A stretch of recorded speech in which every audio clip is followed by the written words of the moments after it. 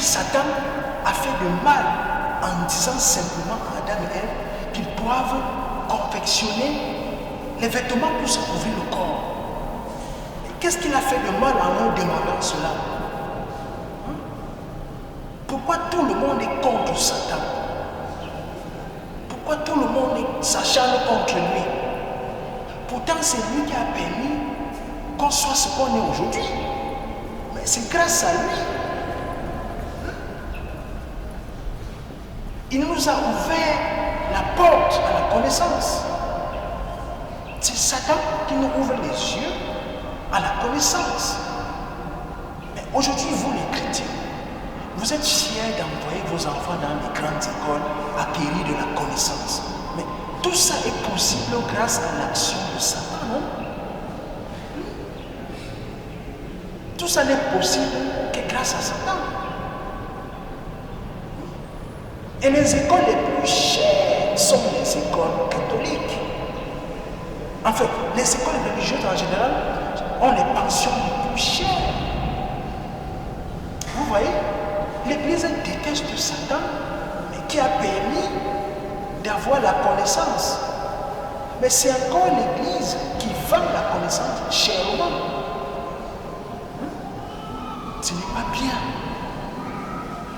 Ce n'est pas bien. Ce n'est pas bien du tout. Arrêtez ça. Arrêtez ce que vous faites là. Libérez la connaissance. Permettez aux pauvres d'avoir accès à la connaissance.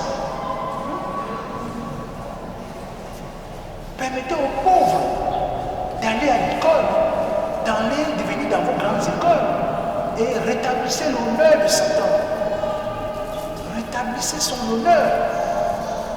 Satan mérite une reconnaissance. C'est quelqu'un de bien. Satan est quelqu'un de bien.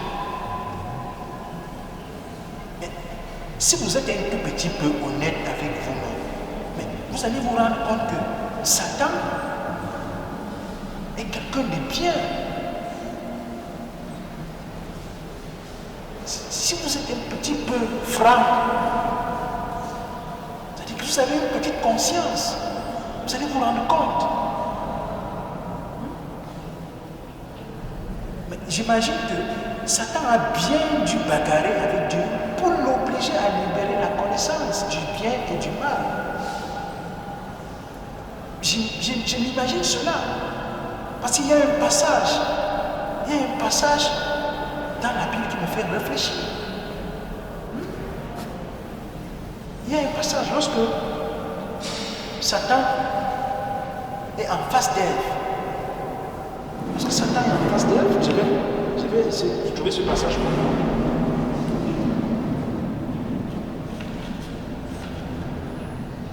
Lorsque Satan est en face d'Ève, il lui demande avec précision. Écoutez bien, il lui demande, et c'est avec une grande précision, il lui demande, Dieu a-t-il dit rien? Pardon. Une seconde. Ok, c'est ça.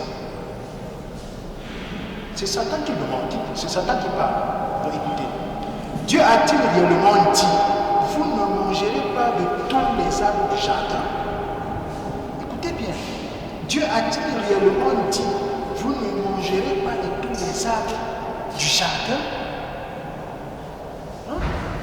On dirait que Satan a eu une discussion au préalable avec Dieu sur ce sujet. On dirait que les deux ont épilogué dessus bien longtemps avant qu'ils ne débattent au jardin d'Éden. Les deux ont eu une discussion à ce sujet. Et peut-être que Dieu a promis de libérer la connaissance. Oui. Dieu a sûrement promis à Satan de libérer la connaissance. Et là, présentement, Satan est surpris que Dieu n'ait pas respecté sa parole. Écoutez bien ce qu'il demande.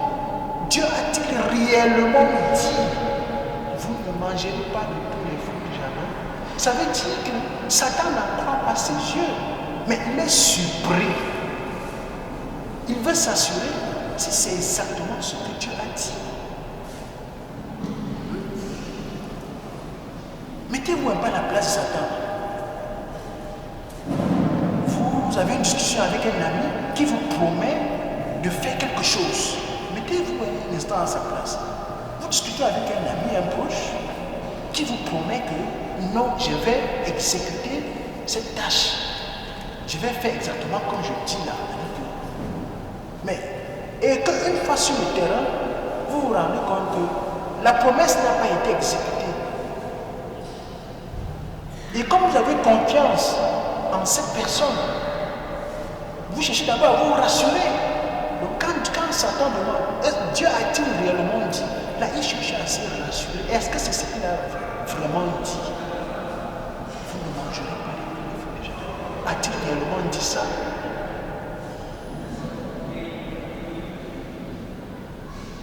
Quand Ève répond oui, il comprend qu'il a été trahi. Dieu n'a pas respecté sa parole. Mais bien aimé, comment vous arrivez à trouver que Satan est quelqu'un de mauvais et dormir tranquillement?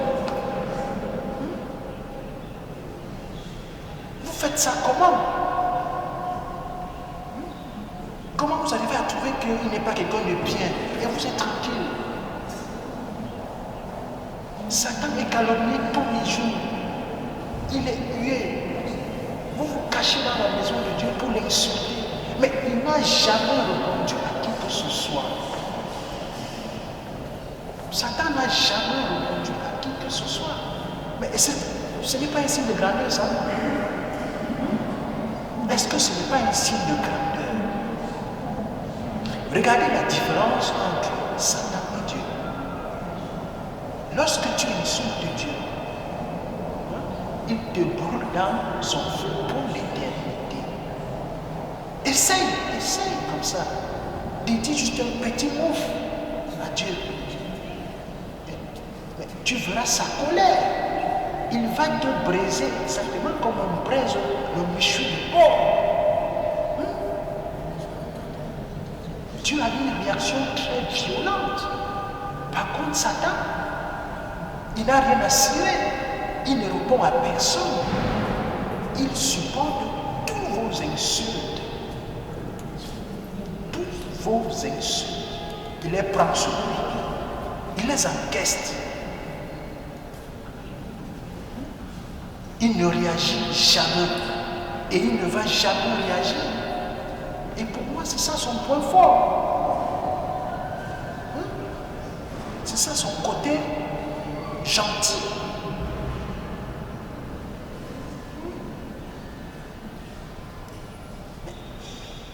J'ai vu les chrétiens brandir des machettes pour découper Satan.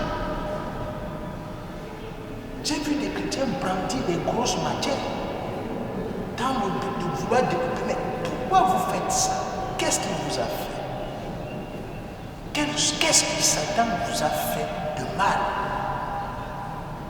Il vous empêche de faire quoi? Qu'est-ce que Satan vous empêche de faire?